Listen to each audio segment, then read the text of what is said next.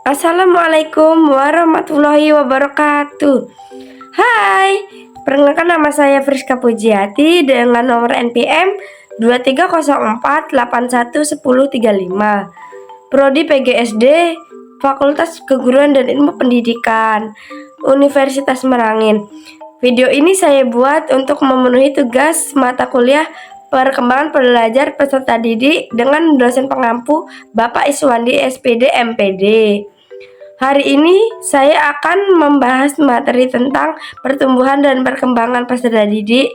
Yang pertama yaitu apa yang Anda ketahui tentang peserta didik ialah tahapan perubahan peserta didik, fungsi pola pikir, moral, fisik, maupun psikisnya menuju tahapan selanjutnya yang saling berkesinambungan. Mempelajari perkembangan peserta didik merupakan suatu keharusan bagi setiap pendidik. Yang kedua, yaitu sebutkan faktor-faktor yang mempengaruhi pertumbuhan dan perkembangan anak.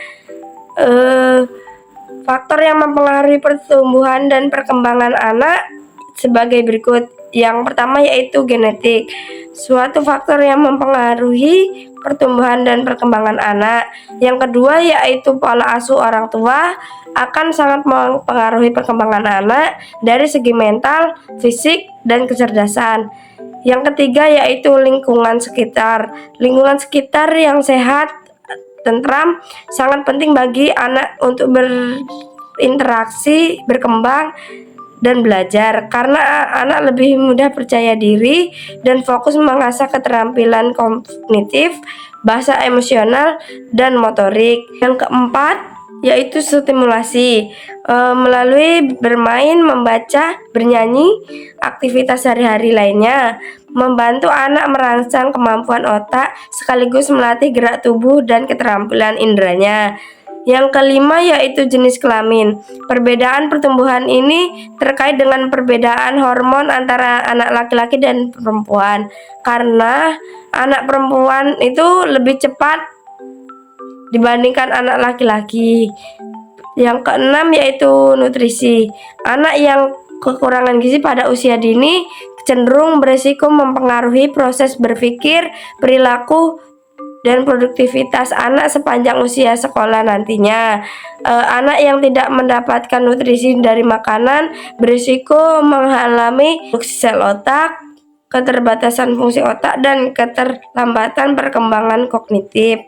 Yang ketujuh yaitu sosial dan ekonomi.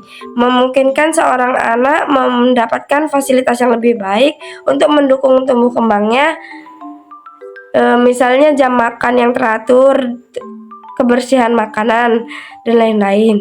Yang ketiga yaitu bagaimana dikatakan pertumbuhan anak itu sehat. Pertumbuhan anak yang ditandai dengan perkembangan fisik dan psikis yang baik sesuai dengan usianya, seperti anak aktif, lincah, selera makan yang baik, pertumbuhan gizi yang baik, BAB yang lancar, serta memiliki jam tidur yang baik adalah tanda anak mengalami pertumbuhan yang baik. Selanjutnya yaitu materi yang kedua tentang mengapa seorang guru pendidikan dasar perlu belajar dan memahami tentang perkembangan serta pertumbuhan peserta didiknya, dan berikan alasan beserta contohnya. Menurut saya, guru berperan dalam pembentukan karakter anak. Calon guru harus memahami dan peka terhadap masalah yang dihadapi peserta didik. Guru harus mampu memahami usia pada beberapa peserta didik, mampu berpikir abstrak. Calon guru juga dapat mengetahui cara menghadapi, memahami, serta menyelesaikan masalah yang sering timbul pada peserta didik dalam proses pembelajaran di kelasnya nanti. Kurangnya pengetahuan calon guru mengenai perkembangan peserta didik akan menyulitkan mereka saat mengajar di kelas nanti, karena salah satu hal yang akan terjadi adalah ketidakseimbangan dalam penyampaian materi dengan kemampuan berpikir dan tingkat peserta didik yang meningkatkan pelajaran yang diberikan.